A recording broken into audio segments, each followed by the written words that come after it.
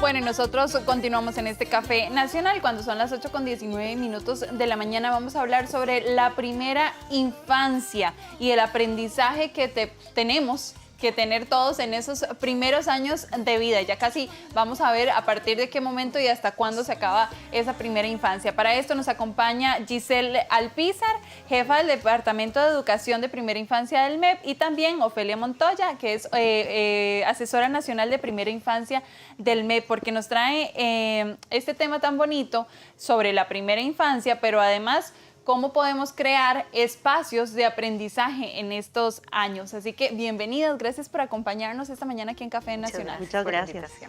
¿Qué es la primera infancia? ¿Cómo la definimos? Bueno, la primera infancia es una etapa comprendida desde el nacimiento hasta los 8 años de edad. Una etapa fundamental en la vida de las personas porque es donde los niños y las niñas inician el desarrollo de habilidades para poder enfrentar el mundo de una manera inteligente. Y además de eso, el mismo es constructor de sus propios aprendizajes. Okay. Y de cero meses, del nacimiento, ¿verdad? A los 8 años, ¿qué capacidades puede adquirir el niño o la niña cuando se empieza a estimular esa primera infancia, ese primer aprendizaje? Bueno, imagínate que desde que un niño nace, ¿verdad? Inicia todo lo que son los procesos de escucha, ¿verdad? De comunicación. Inicia los procesos de movimiento, también los procesos de alimentación, de salud, de nutrición, ¿verdad? Aunque el niño no te comunique, pero desde que el papá o la mamá o la persona que cuida atiende al niño, toda la parte de afectos, ¿verdad? Es fundamental para el desarrollo de ese cerebro. Todo lo que es la parte de movimientos, ¿verdad? El niño empieza a trabajar su cuerpo, a moverse. Entonces es un desarrollo integral. De hecho, que el Ministerio de Educación Pública está lanzando durante este periodo la campaña de consejos para los padres de familia de cómo estimular esos aprendizajes o cómo potenciar esos aprendizajes desde el hogar. Entonces, desde el movimiento, los afectos, como dice doña Giselle, desde la conversación, la escucha atenta, desde el nacimiento hasta los 6 años, que es en el caso de nosotros, el Departamento de Educación Primera Infancia, tenemos una guía pedagógica que también acompaña esos aprendizajes. Quiere decir que la familia o ese núcleo familiar que rodea a ese niño o niña van a ser fundamentales para ese aprendizaje de primera infancia. Claro, la familia es la primera formadora de los niños y las niñas. De hecho, la educación es una responsabilidad de todos y todas. Y es precisamente educar, es transformar en la convivencia. Por eso es que tenemos que tener docente y familia una relación y una alianza muy fuerte, una comunicación asertiva, ¿verdad? Para que los procesos de aprendizaje de los niños se den de una manera muy natural, muy fluida, pero también donde tanto el papá como la familia potencien desde los diferentes espacios. Claro, y que no solamente es un aprendizaje, a ver cómo lo digo, teórico o formal, sí, sino es motoras finas, motoras gruesas, todo este tipo de aprendizajes, aprender a correr, aprender a caminar, aprender a caerme y volver a levantar, algo así. Todo es una oportunidad de aprendizaje, todo desde el hogar es una oportunidad de aprendizaje. Cosas como el sentirse seguro en casa, el dar esos afectos, el sentirse protegido, los quehaceres del hogar son oportunidades de aprendizaje. Entonces todo lo que nos rodea es una oportunidad y no necesariamente es un aprendizaje totalmente formal. Claro. Ahora, es algo importante que es importante, digamos, recalcar acá, y es el juego. El niño, tanto en el jardín de niños como en el hogar, juega. Ese es su trabajo. Pero ese juego está acompañado de una intencionalidad. Y ahí es donde viene el aprendizaje y la oportunidad para que él construya, ¿verdad? Entonces, un niño, por ejemplo, que está corriendo en su hogar, utilizando la mesa para pasar, ¿verdad? Está desarrollando posibilidades de acción, ¿verdad? Y ahí hay un aprendizaje, claro, está pensando cómo hacerlo, a qué velocidad lo hago, ¿verdad? ¿Qué pasa si el hermano llega por el otro lado? Hay emoción, ¿verdad? Claro. Entonces, vean cómo el aprendizaje se da de una forma autónoma, el niño es aprendiente por naturaleza, pero hay muchos elementos en un juego tan sencillo como pasar por debajo de la mesa, ¿verdad? Cómo ese cerebro está funcionando. Claro, hace días que vengo siguiendo a una amiga que vive en México y ella tiene un niño de 2 años, creo que tiene Nicolás, y Ariana todos los días está haciendo actividades con él. Y entonces hizo un documento muy lindo, escribió como que mi hijo es único y es porque ella se ha dado el chance de conocer todas esas habilidades que tiene. Pero entre esos juegos que ella ha estado practicando, hizo una tienda de campaña, como la que todos hacíamos en la sala, ¿verdad? Y entonces esos juegos son con colchas, exactamente, y con las almohadas, y lo dejaban a uno sacar los almohadones del sillón, y hacía uno una tienda de campaña en plena sala, con las sillas del comedor para que se sostenieran las sábanas. Ese tipo de juegos incentivan ese aprendizaje de primera infancia. Claro. Bueno, nosotros traíamos una serie de ideas para trabajar ahora en este momento en que los niños están en casa, pero que también desde los hogares las docentes están apoyando a las familias también de una manera virtual. Por ejemplo, una charada, ¿verdad? La charada es una adivinanza. La familia y el educador tienen que tener muy claro que para organizar un juego con sus hijos e hijas hay momentos, ¿verdad? Y eso va organizando también el pensamiento. Un momento, por ejemplo, de preparar el material. ¿Qué vamos a utilizar para hacer una charada? Bueno, tarjetas. ¿Cómo hacemos las tarjetas? Con material que hay en el ambiente, con periódicos, con revistas, ¿verdad? Pensando en la diversidad de familias de este país. Una vez que tenemos organizado el material que ocupamos, entonces viene ya la hora en que vamos a ejecutar el juego, ¿verdad? El cuestionamiento, la reflexión, el gozo de hacerlo. Luego viene luego el momento en que yo corroboro como familia que efectivamente el niño está aprendiendo. Claro. Bueno, vamos, ya ahorita tenemos que hacer la pausa, pero todavía nos quedan tiempito antes de que hablemos de todas esas actividades. Las tareas del hogar. Y tal vez se los voy a preguntar porque hay algunos papás o algunos otros abuelitos que piensan, ay, es que está muy chiquitito para que recoja, o muy chiquitita para que recoja el plato de la mesa. O no, es que a mí me da miedo porque luego se puede cortar, ¿verdad? Todo ese tipo de cosas. Pero ¿a partir de qué edad un niño en la primera infancia debería ya tener responsabilidades y obligaciones dentro de la convivencia familiar? Y más ahora que están todos en la casa. Claro, claro, pero desde pequeños ellos pueden colaborar, ¿verdad? Con los quehaceres de la casa, nunca están solos en el quehacer de la casa, siempre está un adulto responsable en compañía de ese niño y esa niña.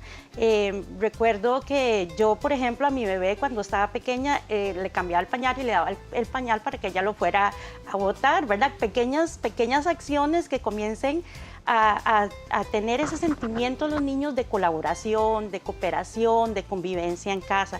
Y así cada año que va pasando, pues entonces la responsabilidad pues es un poquito mayor. El tender la cama, el ayudar a lavar los trastes, el amasar la masa para hacer tortillas, ¿verdad?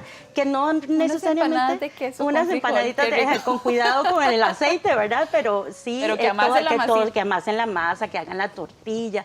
Son responsabilidades simples que acompañan al niño, que desarrollan aprendizajes y también tienen ese sentimiento de colaboración en la casa.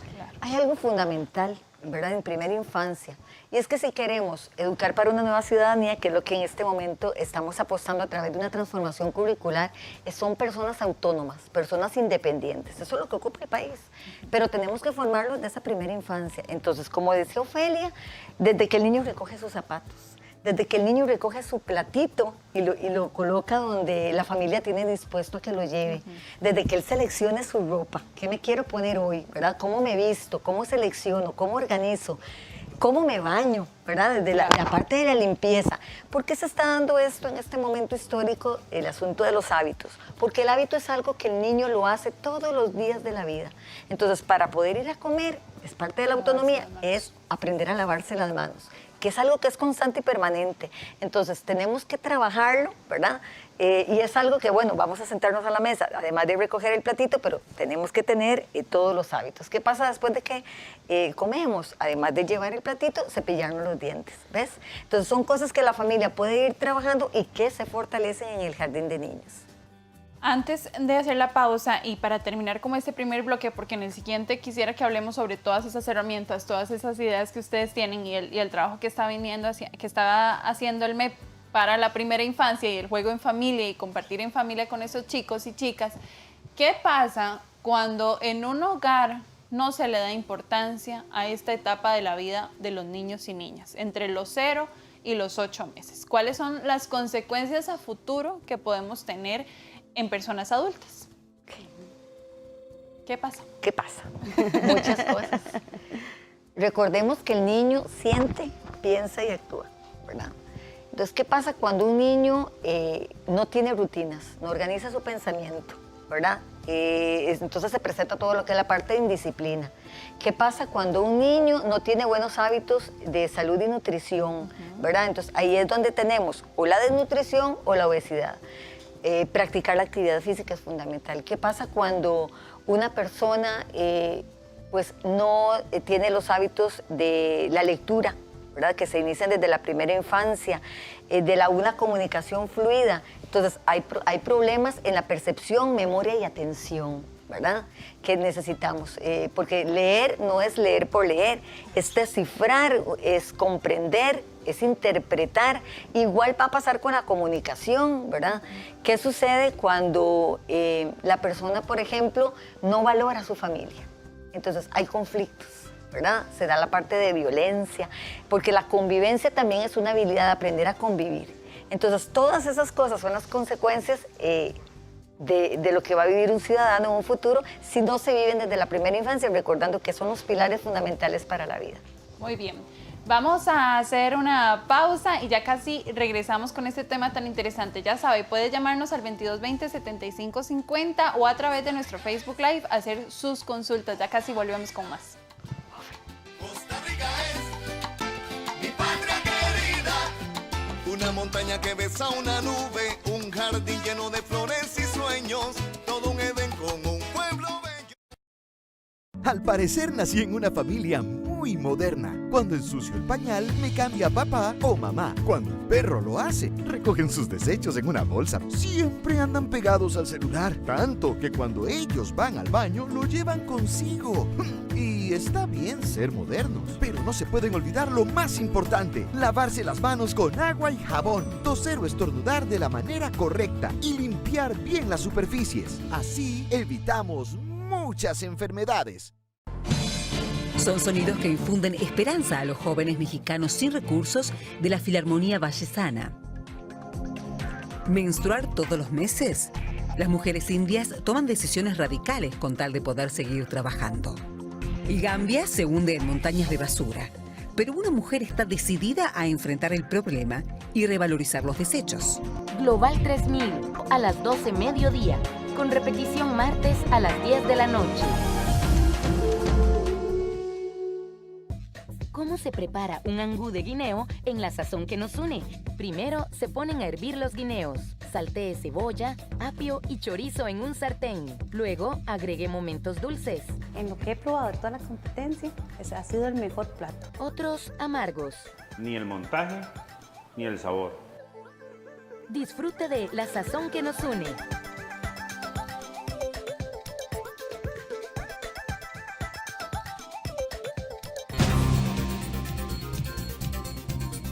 Actualidad. Investigación. Hechos. Contexto. Profundidad. Interés público. Compromiso. Trabajamos para usted. Somos la televisión pública de Costa Rica.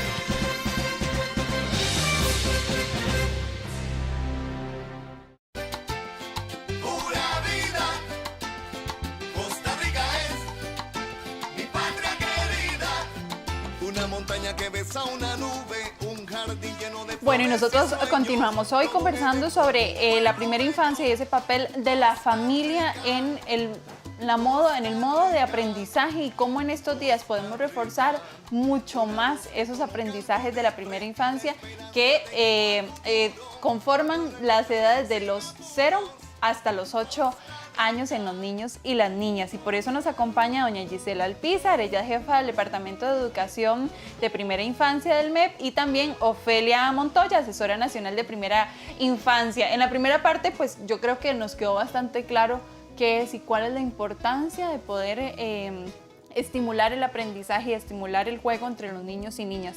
Pero el Ministerio de Educación Pública tiene muchas opciones para que en estos días que están en la casa y que no están yendo tal vez al kinder o a la escuela, puedan los papás, los cuidadores, abuelito y abuelita, seguir estimulando cada una de esas talentos y cosas que les gustan a los chicos. ¿Qué tienen y qué opciones puede tener la gente en la casa? En la caja de herramientas tenemos una guía de desarrollo autónomo, una guía autónoma para guiar tanto a los docentes como a las familias a elaborar juegos divertidos que traen aprendizajes y que al mismo tiempo entretienen a la familia y guía a las familias para estos momentos.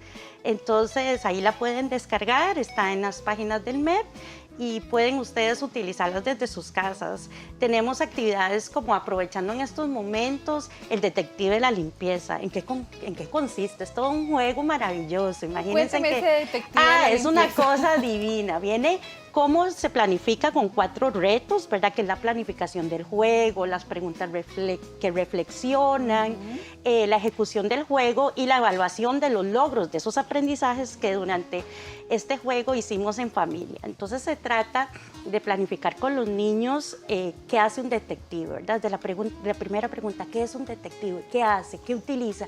Utiliza una lupa. Entonces, ¿tenemos lupas en la casa? Bueno, posiblemente no tengamos, no importa, inventemos una lupa.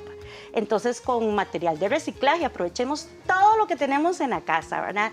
Entonces, un cartón de la caja de cereal, una caja que teníamos por ahí botada, desocupamos, hacemos una ruedita, ya le ponemos como un plastiquito. Bueno, sí, ideas sobran, ¿verdad? Y en la misma familia sobran las ideas y son muy creativos las hermanas, las hermanos, los papás, las mamás, los abuelitos, todos tenemos ideas de cómo hacerlos. O con un rollo de papel higiénico también que sobró, eso puede ser un binóculo que nos pueda servir para buscar cosas. ¿Y qué es el detective de la limpieza? Entonces vamos a ver cómo la familia se lava las manos, si está siguiendo el protocolo correcto de lavado de manos. Entonces vamos a investigar con esa lupa, con ese binóculo.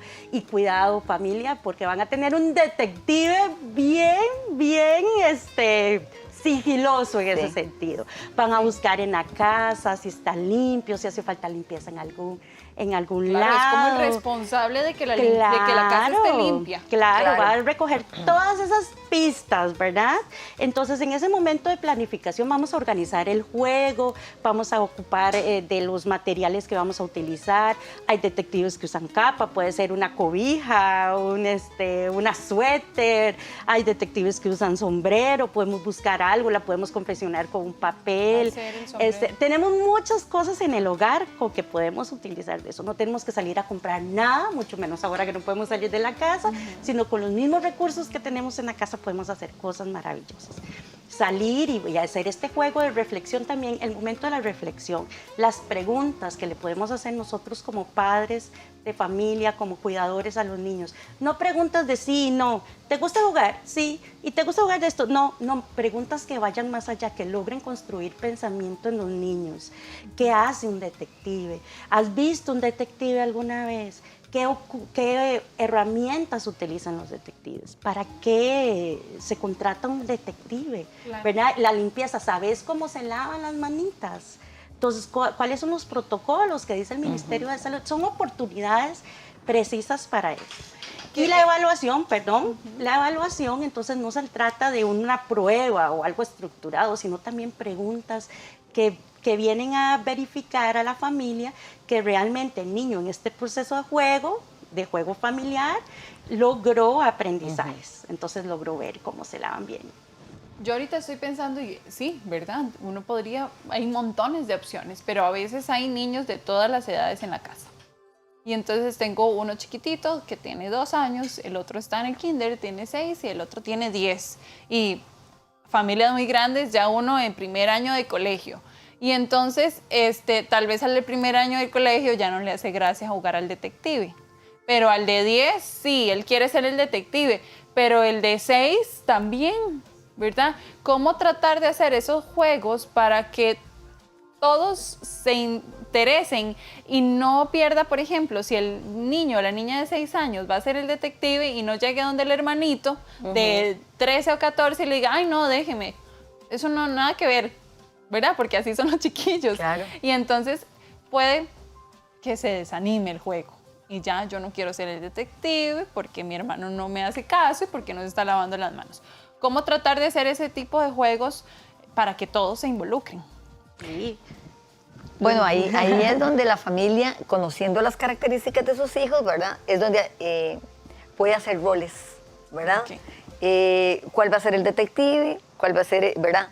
¿Cuál va a ser el rol del detective en este momento? Puede ser que el grande es el que le haya ayudado a construir la lupa. Okay, ¿ves? perfecto. Entonces, cómo yo distribuyo los roles y le doy espacios para que todos sean partícipes del juego y todos lo disfruten y todos aprendan. Todos van a aprender también en estos 4 momentos de diferentes maneras y también de acuerdo a sus potencialidades y a sus niveles de logro, ¿verdad? Entonces, ahí hay que tomar en cuenta también la diversidad de los, como usted dice, la edad es parte de este proceso, pero también pensemos cuando tenemos un niño donde tenemos alguna discapacidad también. Entonces también tenemos que ajustar este juego a las características de nuestros hijos e hijas, ¿verdad? Claro. Que todos son siempre diferentes. Claro. ¿Hay alguna, dentro de la caja de herramientas podemos encontrar este juego de detective? ¿Qué otro? Está el libro hablador, ¿verdad? Que es la construcción de un libro con imágenes, donde se cuente una historia, donde inventen historias, que sirve para la expresión oral, la comunicación, la escucha atenta, la creatividad. Tenemos también juegos de charadas. El diseño de obras de arte con material que tienen en este momento en sus hogares, qué hilos, qué pedacitos de tela, pedacitos de papel que puedan rasgar. Texturas, sí. Claro, madera, ¿verdad? Acerrín, cositas que les hayan sobrado y que tienen ahí en sus hogares y que no necesariamente tienen que salir a conseguirlos fuera del hogar, pero aprovechar todo lo que tiene el hogar, ¿para qué? Para construir una obra de arte, ¿verdad? Ahora que Ofelia mencionaba las preguntas, esos cuestionamientos que les vamos a hacer a los chicos, y a mí a veces cuando uno habla con un niño, deberíamos hablarle como estamos hablando nosotras. Y no, ay, no sé qué, no sé cuánto, ¿verdad?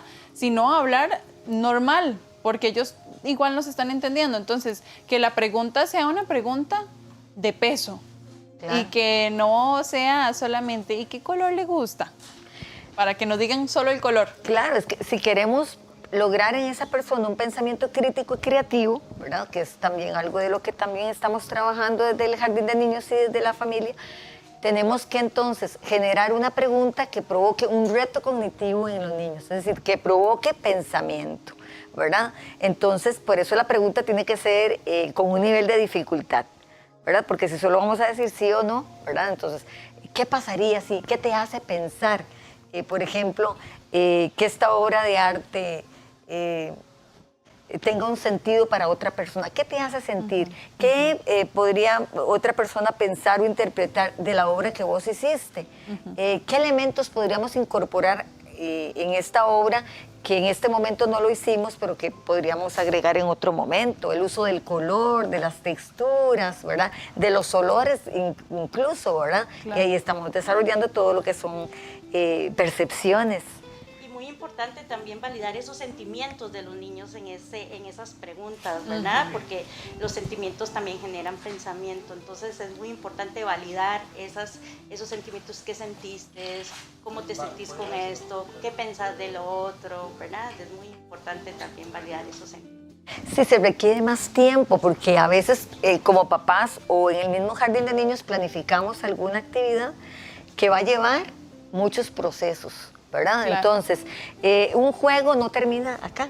Podríamos planificarlo. Ahora, como los papás y mamás están en teletrabajo, bueno, tenemos una hora para hacerlo, claro, pero podríamos repensar ese juego para hacerlo mañana en otro momento del día, con otros materiales. Esto, ¿verdad?, genera la creatividad. Estimular. Sí, Muy y bien. sobre todo el valorar lo que dice Ofelia, la parte de sentimientos y emociones. Muy bien, doña Giselle, Ofelia, muchísimas gracias por todas estas recomendaciones. Recordemos entonces, en la caja de herramientas, en la página del BEP, ¿verdad? Y encuentran todos estos temas que estuvimos conversando esta mañana, y muchísimas gracias a todas las personas que también están conectadas en nuestro Facebook Live. Muchas gracias, que tengan un muy bonito día. Gracias. Vamos a hacer una pausa y ya casi venimos. Vamos a hablar sobre las pensiones alimentarias y qué está pasando o qué se puede hacer durante esta época en la que hay no solamente una crisis de salud pública, sino también económica. Ya casi venimos.